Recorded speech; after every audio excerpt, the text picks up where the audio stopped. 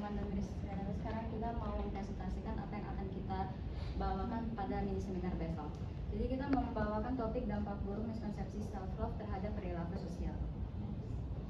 Lalu ini narasumber kita namanya Tanika Valencia, dia mahasiswa UMN juga, tapi dia sekarang lagi aktif di konselor sebaya dari prokernya Student Support. Kemudian kita membahas self love yang tentang proses mencintai, menerima, dan merawat diri sendiri secara fisik. Untuk problem dalam mini seminar yang kita bawakan tentang self love ini, self love itu mungkin kita semua udah tahu, tapi dari self love itu sendiri masih banyak juga yang miskonsepsi yang memicu perilaku negatif kayak stagnasi diri, terus egoisme, apatisme, hingga gaya hidup yang konsumtif. Makanya dari mini seminar ini kami mau berbagi kepada audiens tentang apa itu self love yang sebenarnya dan dampak buruknya gimana, lalu apa juga yang bisa kita lakukan untuk menghindari miskonsepsi dari self love ini sendiri. Lalu tujuannya yang tadi sudah dijelaskan, dari dampak buruk miskonsepsi self love ini bisa mendorong kita mau audiens menjadi lebih terbuka lagi, terus bertanggung jawab juga dalam mencintai diri sendiri. Untuk dampak yang pertama adalah stagnasi diri. Jadi stagnasi diri ini adalah apa namanya?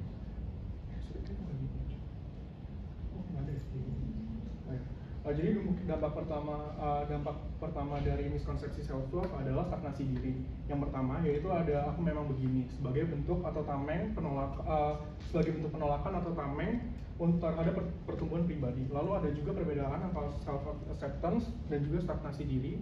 Lalu yang ketiga adalah self acceptance yang tidak dibarengi dengan evaluasi diri.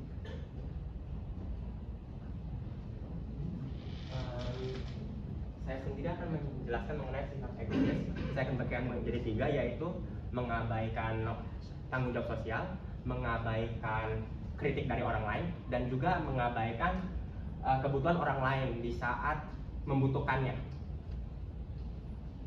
Selanjutnya saya akan membahas tentang apatis. Apatis itu adalah suatu solusi seseorang untuk membatasi diri terhadap orang lain. Nah, yang pertama itu saya akan membahas me time sebagai pelarian untuk melepas dari tanggung jawab keseharian yang dapat mempengaruhi kesehatan mental mereka. Terus kedua itu ada perbedaan isolasi dan me time. Isolasi ya dari orang itu terikat, terdorong untuk melakukan hal itu, malah menjerumuskan hal tersebut jadi kurang sehat. Sedangkan kalau me time itu untuk refreshing dan untuk pikiran kita lebih terbuka.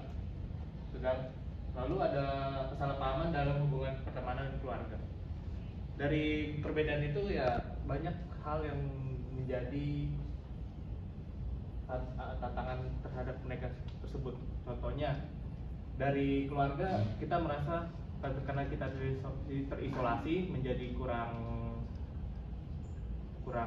kesehatan mental kita jadi kurang, ya menjadi banyak hal. Contohnya kita jadi menganggap enteng terhadap keluarga dan mengakibatkan kesehatan mental keluarga tersebut menjadi sakit. Nah, kedua itu pertemanan, dan kita jadi menjadi kurang peduli terhadap sosial. Pertemanan kita menjadi cuek dan bodo amat. Kita sekedar aja berteman itu, tidak untuk jangka panjang. Dan saya sebagai narasumber keempat akan membahas tentang dampak buruk miskonsepsi self love terhadap perilaku overkonsumtif. Yang pertama berupa self care sejati di era perilaku konsumtif. Kenapa? Self care itu melibatkan kesederhanaan, tidak melulu tentang belanja. Yang kedua, pengaruh media dalam bentuk perilaku konsumerisme di bawah self care. Kan banyak kita temukan di media sosial kayak inilah self care aku, ada pemborosan. Yang ketiga, self awareness yang merupakan demi perilaku konsumtif di balik self care. Kata-kata ajaib kayak ya udahlah sekali-sekali aja, giring dikit gitu. Itu sama sekali hal yang toxic yang tidak sesuai dengan self care sejati. Next.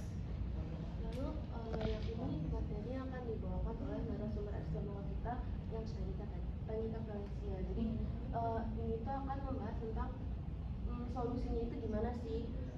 Self awareness itu akan datang sendiri dan segala hal ini, terus habis itu lingkungan dan moderasi yang positif, lalu harus lebih banyak aksi juga dibandingkan hanya menonton dan mendengarkan. Oke, jadi dari kami, terima kasih. Oke, materi